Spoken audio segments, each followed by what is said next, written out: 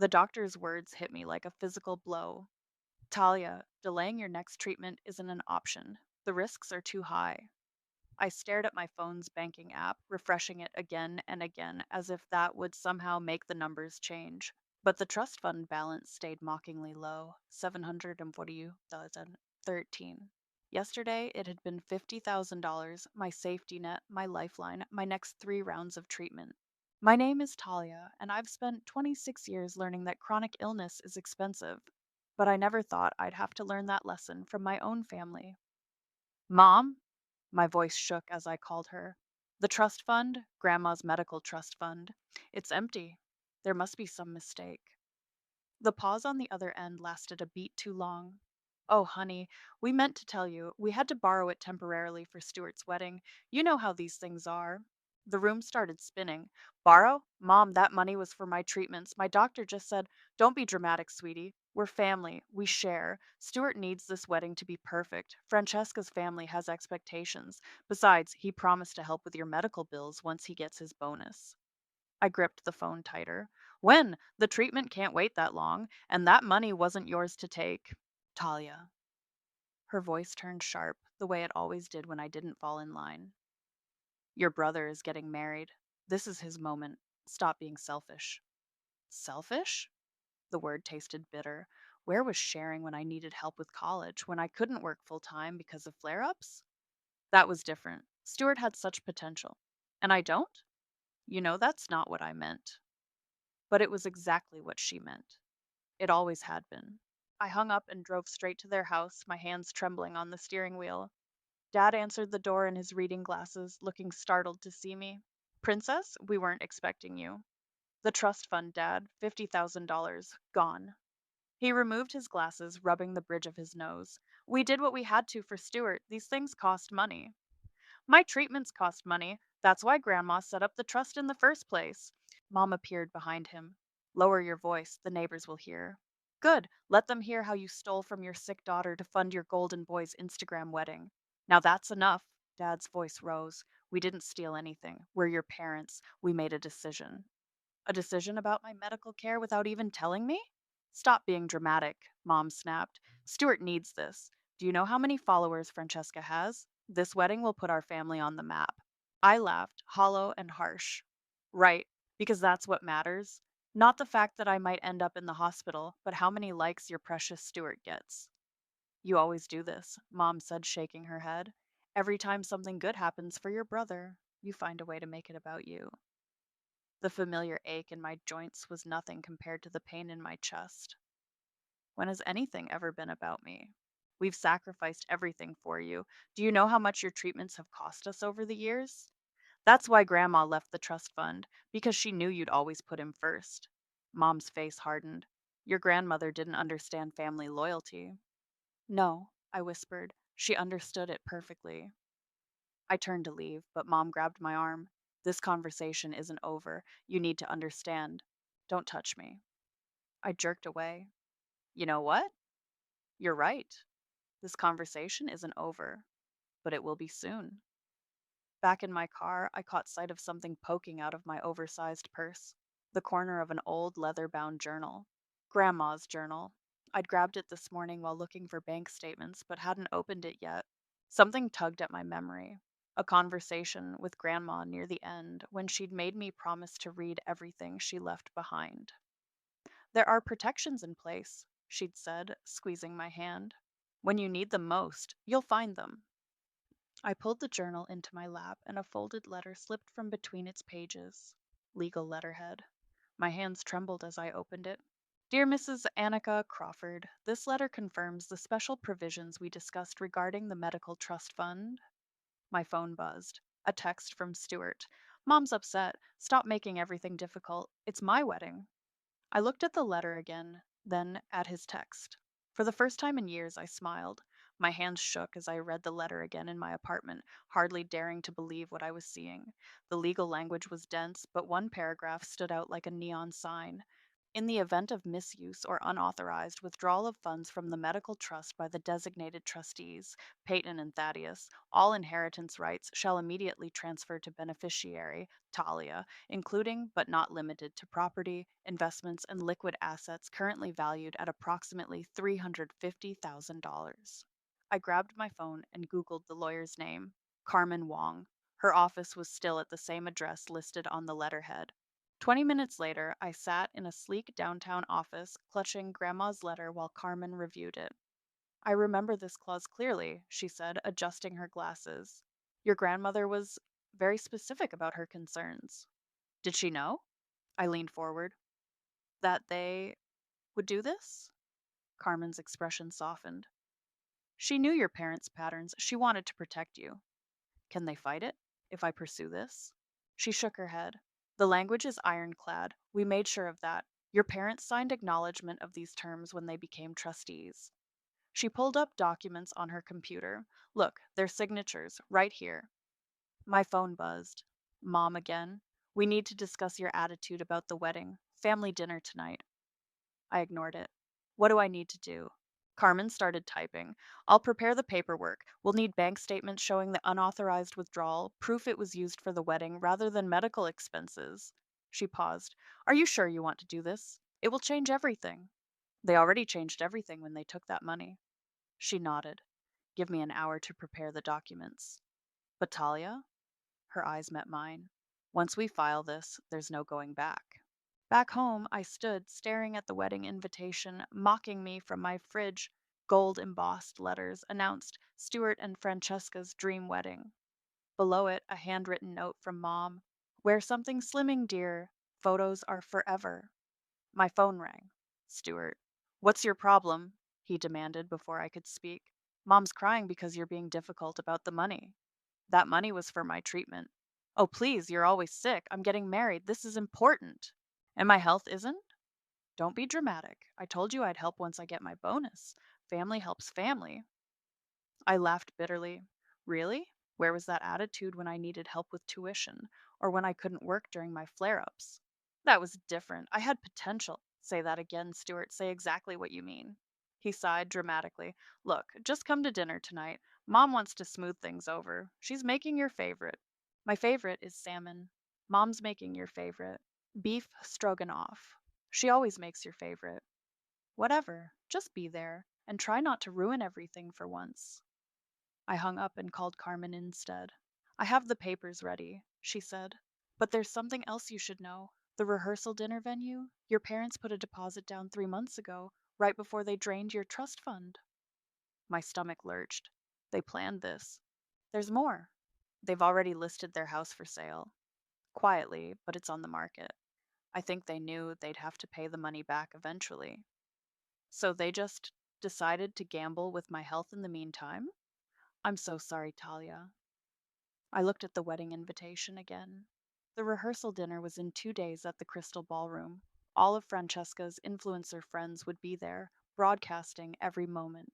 Carmen, how fast can we file these papers? We could have everything ready by tomorrow morning. But again, are you certain?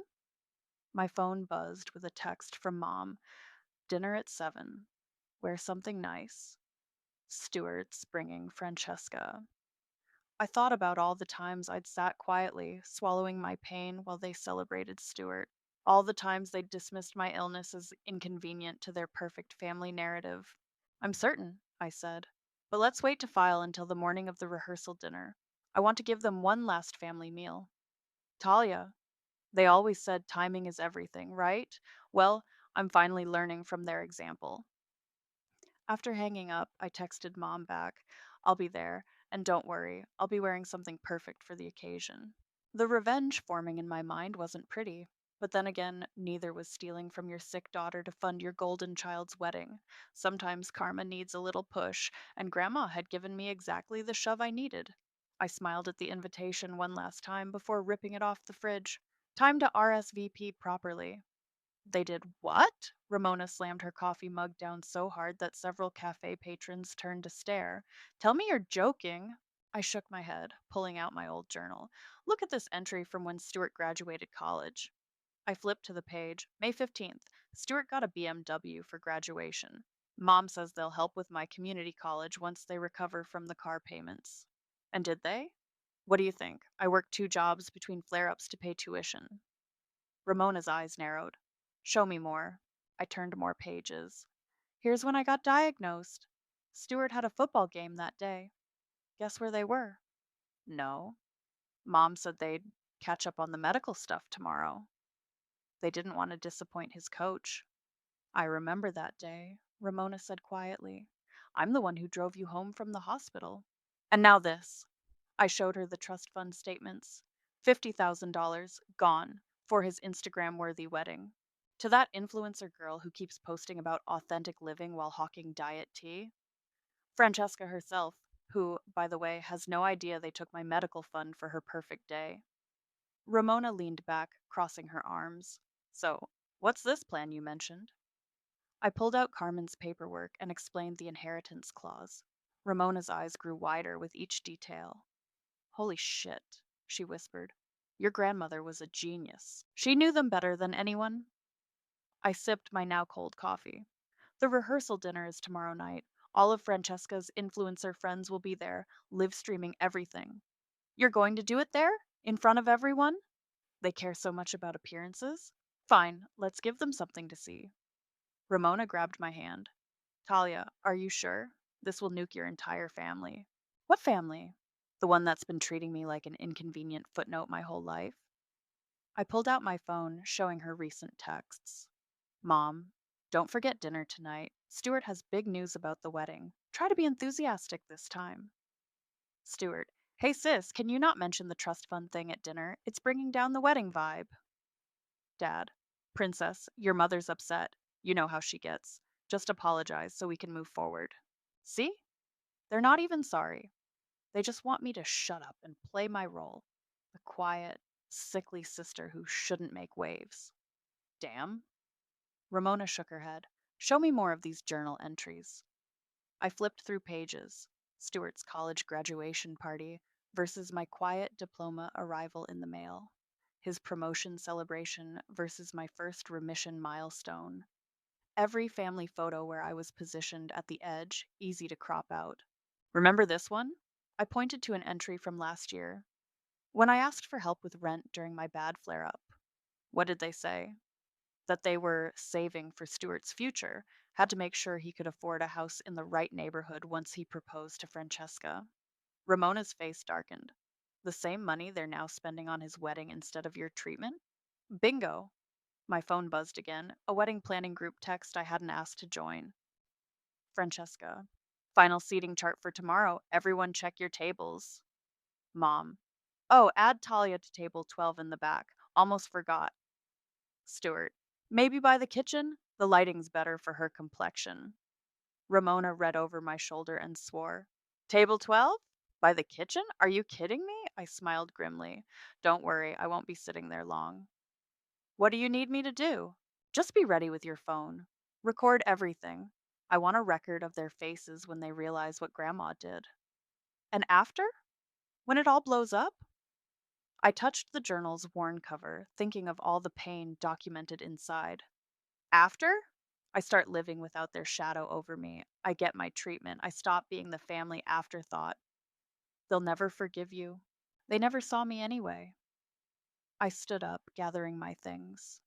Besides, as they love to say, family comes first. I'm just finally putting myself first in my own family. Ramona hugged me tight. I'm proud of you. And I bet your grandmother would be too. My phone buzzed one last time. Mom. Darling, I've adjusted the seating chart. Table 11 instead. You'll be with Stuart's old college friends. Please try to keep the health talk to a minimum. It makes people uncomfortable. I showed Ramona the message. See? Always hiding me away. Well, tomorrow night I'm done being invisible. Tomorrow, then, Ramona said, her eyes fierce with loyalty. We make them see you. I touched my grandmother's letter in my bag. Tomorrow we make them remember me. Hold still, Talia. Mom fussed with my bridesmaid dress. Really, if you'd just lost those 5 pounds like I suggested. We were at the final fitting, the day before the rehearsal dinner. Francesca twirled in her designer gown while her friends live streamed everything. The dress fits fine, Mom. Fine isn't good enough for Stuart's big day. She yanked the zipper harder. Everything needs to be perfect. Francesca floated over, her diamond ring catching the light. Oh my god, Talia, you look nice. We can totally brighten this up with some contouring makeup. I'll have my glam squad help. Thanks, I muttered, watching Mom beam at Francesca like she'd offered me a kidney. Speaking of help, Stuart chimed in from his phone scrolling perch. I was thinking about your medical stuff, sis. Once I get my bonus next quarter, I could probably chip in a bit. I met his eyes in the mirror. A bit of the 50,000 you borrowed? The room went silent. Francesca's perfectly shaped eyebrows drew together. What 50,000? Nothing, darling. Mom cut in smoothly. Just some family business. Talia, come help me with these alterations. She dragged me to the fitting room, hissing under her breath. Are you trying to ruin everything? Like you ruined my treatment schedule? Don't be dramatic. Stuart will help once he's settled. Family takes care of family. Is that what this is? Taking care of family? Her fingers dug into my arm. You know what? Don't come to dinner tonight. You're clearly not in the right headspace to be supportive. Fine by me. I peeled off the dress, ignoring her protests about being careful with the fabric. My phone buzzed. Carmen. Legal documents are ready, her text read. Filing first thing tomorrow. Are you sure about the timing?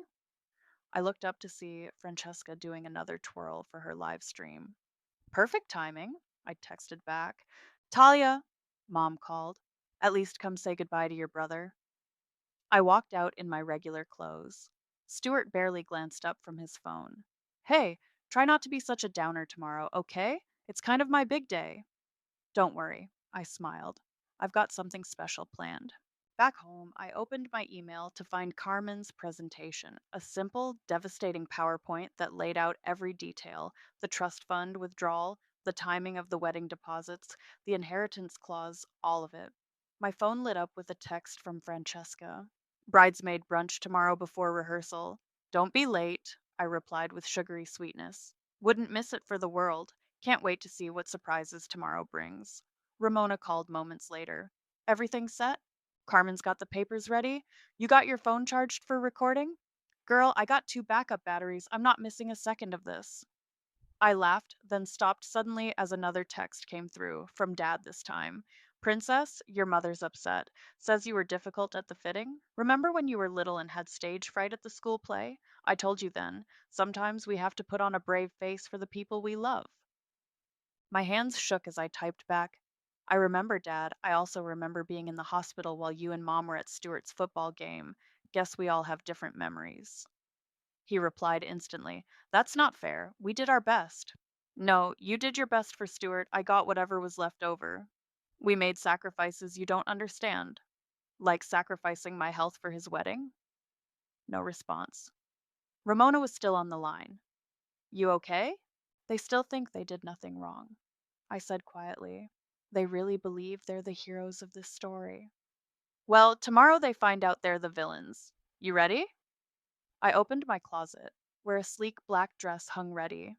Not the pastel bridesmaid monstrosity, something elegant, sharp, memorable, perfect for delivering life changing news. You know what's funny? I told Ramona. They always taught us that actions have consequences. They just never thought the consequences would be for them. My phone buzzed one last time, a group text from Mom. Final rehearsal dinner schedule. Everyone please arrive by 6 p.m. sharp. Talia, dear, I've seated you with the photographer. Try to smile naturally this time. Your last family photo was a bit strained. I showed Ramona the message. She swore colorfully. Oh, I'll give them a photo to remember, I said, touching the folder of legal documents on my desk. Tomorrow they'll finally see me clearly. And the photographer will capture every moment.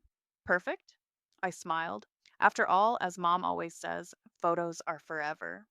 The crystal ballroom sparkled with enough opulence to fund several rounds of my treatment. Champagne towers caught the light, custom topiaries spelled out S&F, and a drone buzzed overhead, capturing every calculated moment. Talia? Mom's voice was artificially bright. You're early, and you changed your dress? Didn't want to strain the photos. I smoothed my black silk dress. Simple, elegant, deadly. It's a bit severe. She frowned. And you're supposed to be in pastels like the other bridesmaids. I'm not a bridesmaid anymore, remember? Table 11 by the kitchen. Before she could respond, Francesca's voice rang out. Everyone, places for the entrance video. I watched my parents rush to position themselves perfectly for the cameras. Stuart and Francesca made their entrance, her white designer dress practically glowing under the professional lighting. Family photo time, the photographer called. Oh, Talia, Mom waved dismissively. We'll catch you in the next round. I sat at my assigned table, surrounded by Stuart's old college friends who barely acknowledged me. My phone buzzed. Ramona had arrived. In position, she texted. Camera ready. The toasts began. Mom stood first, champagne glittering. Family is everything, she declared, voice thick with emotion. Everything we do for family. My stomach turned. Dad followed. We're so blessed to have both our children here tonight, he said, then added with a laugh, though one of them made this day possible. Stuart's friends snickered. One leaned over to me. Hey, you're the quiet one, right? The sick sister? I smiled tightly. Not quiet, just waiting for my turn. More toasts followed. Stuart's college roommate. To the golden boy, always knew you'd do something amazing, Francesca's maid of honor. To the most perfect couple, living their best life. Each word felt like another brick in the wall they'd built to hide me behind. Anyone else? The MC asked. I stood up. Mom's face went pale. Talia, sit down, she hissed. This isn't the time. Actually, Mom, it's exactly the time. I walked to the microphone, aware of every camera tracking me. I'd like to share something about family. Stuart shifted uncomfortably. Francesca's live stream kept rolling. When my grandmother was dying, I began. She told me something important about family, about protection, about love. I pulled out my phone, opening Carmen's presentation. She also left me a trust fund for my medical treatments. The room went silent. Mom stood up, but Dad grabbed her arm. $50,000, I continued, set aside specifically for my health care, but 3 months ago that money disappeared. I clicked to the next slide bank statements. Transferred to pay for this wedding. Francesca's perfect smile faltered. What trust fund? The same day they paid the deposit for this venue, I clicked again, showing the dates. My parents drained my medical fund without telling me, without asking me. Talia, stop this right now. Mom's voice shook, but Grandma was smarter than anyone knew. Another click. The inheritance clause appeared on the massive screen behind me. She put in a special provision if the trust was ever misused. Don't you dare! Dad stood up. All inheritance rights would transfer to me. Everything. The house, the investments, all of it. I smiled directly into Francesca's live stream camera. The paperwork was filed this morning. The room erupted. Francesca's influencer friends started filming frantically.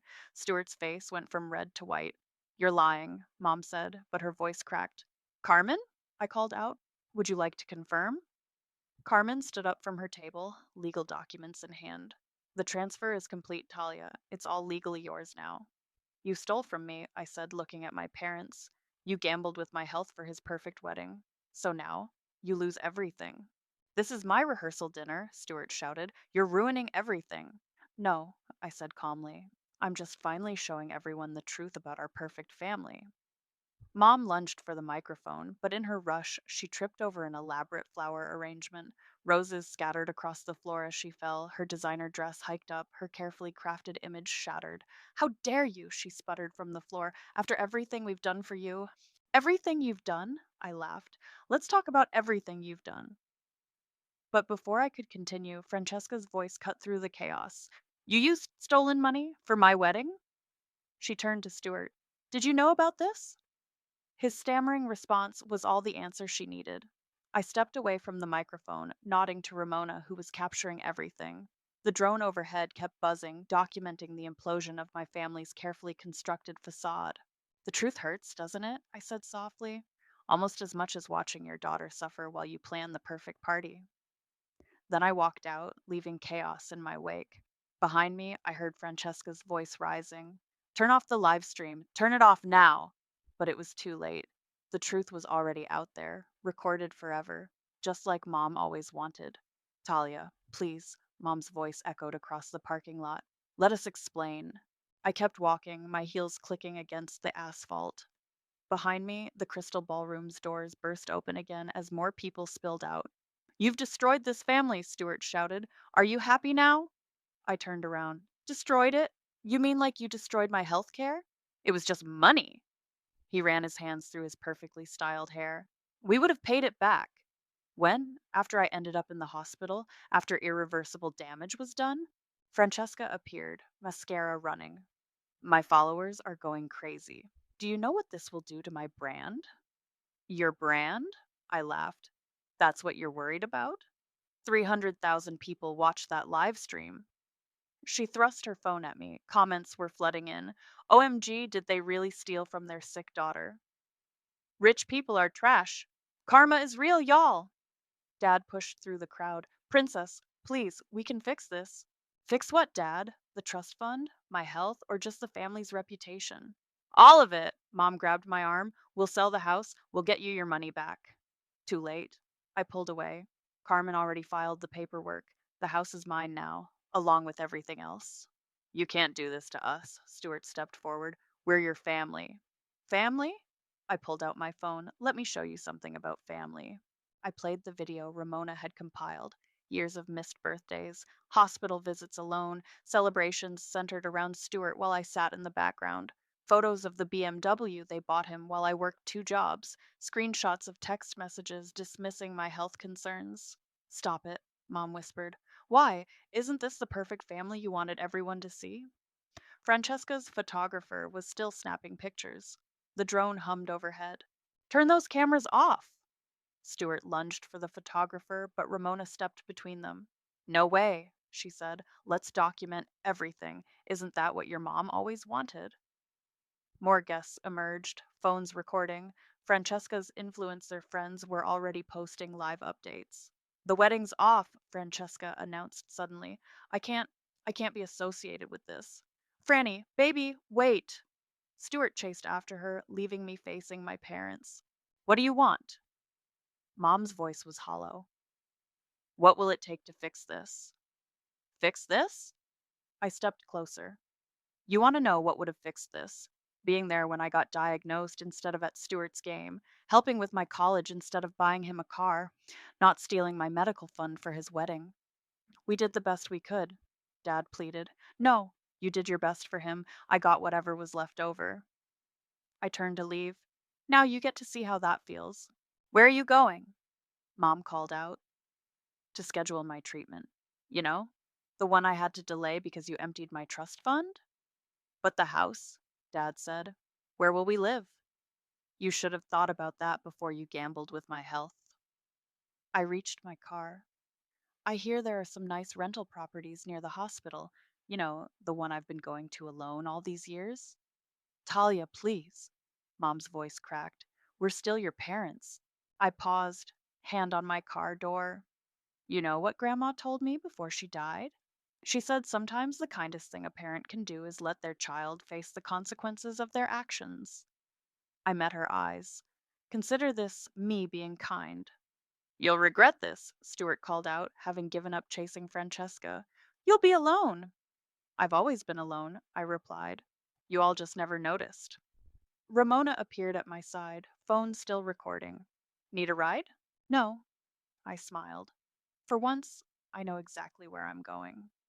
As we drove away, my phone exploded with notifications, messages from relatives, Francesca's followers, local news wanting comments. But only one message mattered, from Carmen. "Papers are filed. It's done. Your grandmother would be proud." In my rearview mirror, I could see my family growing smaller, Mom being consoled by her friends, Dad staring blankly at nothing, Stuart arguing with Francesca's family. The perfect image they'd worked so hard to maintain was shattered, scattered like the roses from Mom's fall. "You okay?" Ramona asked softly. "No," I answered honestly. "But I will be." My phone buzzed one last time. A text from Stuart. "You've ruined everything. I hope you're happy." I typed back, "Not happy, just finally free." Then I blocked his number, along with my parents. The time for family drama was over. I had a treatment to schedule and a new life to build, one where I finally put myself first. Behind us, the crystal ballroom's lights grew dim, and with them, the last remnants of my family's perfect facade faded into the night. The IV dripped steadily as I sat in the treatment chair, finally getting the medication I'd been forced to delay. My phone, silent for days since I'd blocked my family, suddenly lit up with Carmen's name. "The house sale is final," she said when I answered. "Your parents moved out yesterday." "Where did they go?" "A rental apartment across town. Stuart's staying with them temporarily. Francesca officially called off the wedding." I watched the medicine flowing into my veins. "Have they tried to contest the inheritance?" "They can't. The clause was ironclad, and they signed acknowledgement of it, besides." She paused. "The social media fallout has them laying low." She wasn't kidding. Francesca's live stream had gone viral. Toxic family karma was trending, with my story becoming a cautionary tale about family betrayal. My nurse, Maria, came to check my vitals. "How are you feeling?" "Better than I have in weeks." I managed a smile. Amazing what proper medical care can do. "Your friend is here." She nodded toward the door where Ramona stood, holding coffee. "Brought you something better than hospital sludge," she said, handing me a cup. "Also, you might want to see this." She showed me her phone, a local news article about my parents listing their country club membership for sale. The comments section was brutal. "Karma comes for everyone eventually. Imagine stealing from your sick kid for a wedding. Rich people, problems meet real consequences." "Stop." I pushed the phone away. I didn't do this for revenge. "No?" Ramona raised an eyebrow. "I did it because I had to. Because if I didn't stand up for myself now, they'd never stop." My phone buzzed, an email from Dad bypassing the block. "Princess, your mother's not eating. Stuart lost his job. The viral story scared his company. We're selling everything we can. Please, can we talk? We're still family." "Dad," Ramona read over my shoulder. "Are you going to respond?" "No." I deleted the email. "They're not starving. They're just not rich anymore. Welcome to how the other half lives." Maria returned with more medication. "Your numbers are looking better already. The regular treatment schedule will make a huge difference."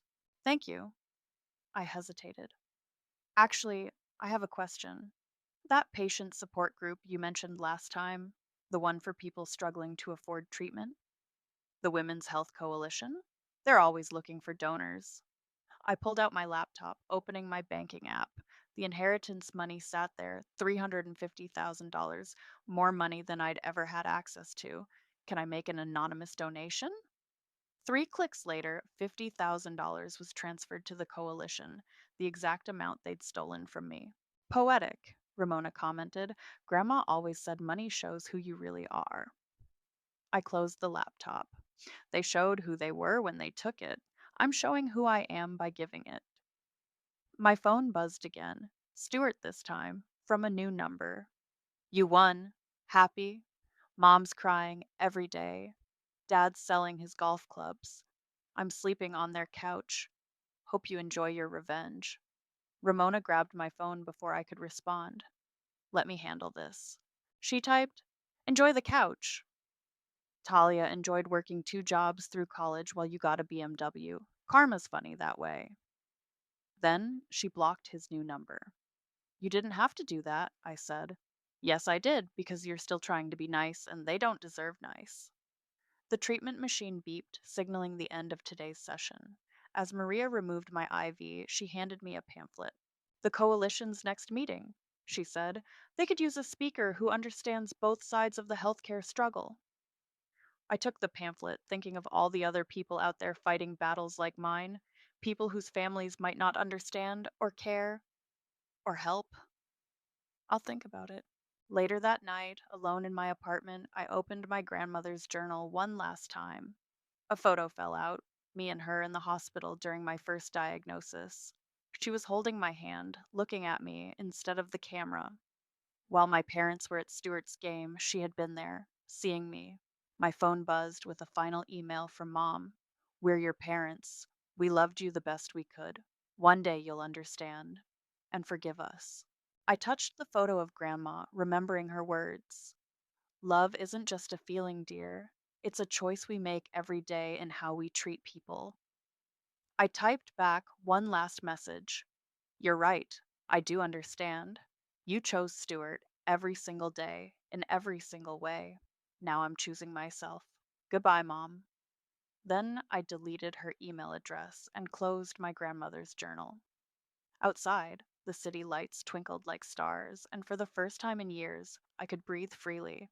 Sometimes the heaviest chains are the ones we're born into. But Grandma had given me the key to break free. Now I just had to learn to walk without the weight. I never thought I'd be standing here, I said into the microphone, facing the packed room at the Women's Health Coalition meeting. But someone wise once told me that our stories have power. Ramona gave me a thumbs up from the back row. Next to her, Carmen nodded encouragingly. My grandmother left me two things when she died: a medical trust fund and the courage to use it. When my family stole that fund, they thought they were just taking money, but they were taking my health, my autonomy, my right to exist as more than an inconvenience.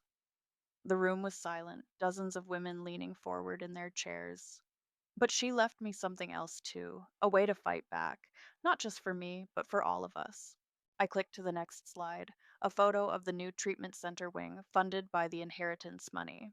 The Annika Crawford Memorial Wing shown in elegant letters above the entrance. Every room in this wing will provide subsidized treatment for patients who can't afford it. Because healthcare isn't a privilege, it's a right.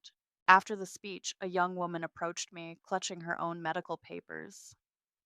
My parents said my treatments were too expensive, that I should just try being positive instead.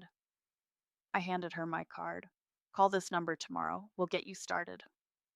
My phone buzzed, a text from Maria, my nurse. First round of patients coming in tomorrow. You did good, kid. Outside, Ramona waited by her car. Ready for dinner. Carmen's meeting us there. 1 second. I checked my email one last time. A message from Stuart sat unopened. Found Mom crying over old photos. She finally admitted what they did to you was wrong. Dad's talking about counseling. I never saw it before, how they treated you. I'm sorry. Really sorry. If you ever want to talk. You going to answer him? Ramona asked. Not today. I put my phone away. Maybe not ever. Some bridges stay burned. At the restaurant, Carmen raised her glass. To Annika, she knew exactly what she was doing. To Grandma, I agreed, the only one who ever really saw me. Speaking of seeing things, Ramona pulled out her tablet. Look what Francesca posted. A new video. My journey to understanding privilege and family toxicity. 8 million views. At least someone learned something, Carmen mused. They all did, I said. Mom and Dad lost their status. Stuart lost his perfect life. They finally know what it feels like to struggle. And you? Ramona asked. What did you learn? The waiter brought our food, salmon, my actual favorite, not the stroganoff my mother always claimed I loved. I learned that sometimes the family you're born into isn't the family you need. Sometimes you have to build your own. Speaking of building, Carmen pulled out some papers. The foundation paperwork is ready. Once you sign, the Annika Crawford Medical Fund will be official. I took the pen, thinking of all the other patients out there, fighting battles like mine. The inheritance money would fund treatments for years to come. Perfect timing, Ramona said. Maria texted. They have 3 new patients already approved for subsidized care. My phone buzzed again. Another email from Mom. Saw the new hospital wing. Your grandmother would be proud. I wish we had been. Delete. You know what Grandma told me once? I signed the foundation papers with a flourish. She said sometimes the strongest families aren't the ones we're born into, but the ones we choose to build. I looked around the table, at Ramona, who'd always had my back, at Carmen, who helped me fight, at the foundation papers that would help others fight too. To chosen family, Carmen raised her glass again. To karma, Ramona added with a wink. To Grandma, I finished, who taught me that the best revenge isn't punishment, it's living well and helping others live better too. Outside, the hospital wing's lights glowed in the distance. Tomorrow, it would open its doors to its first patients, people like me who needed help and hope. My phone lit up one last time, a message from Maria. First patient tomorrow is a young girl. Her parents chose a vacation over her treatment. Sound familiar? I typed back, tell her she's not alone anymore. Tell her she's finally somewhere she'll be seen. Then I looked at my chosen family around the table and smiled. They always said blood is thicker than water, but sometimes water is exactly what you need to wash away the past and nurture something new to grow. Ready to go? Ramona asked. Big day tomorrow. I stood up, leaving my phone and its unanswered family messages on the table. Yeah, time to help someone else become visible. Because sometimes the best way to heal isn't to fix what's broken, but to build something entirely new from the pieces.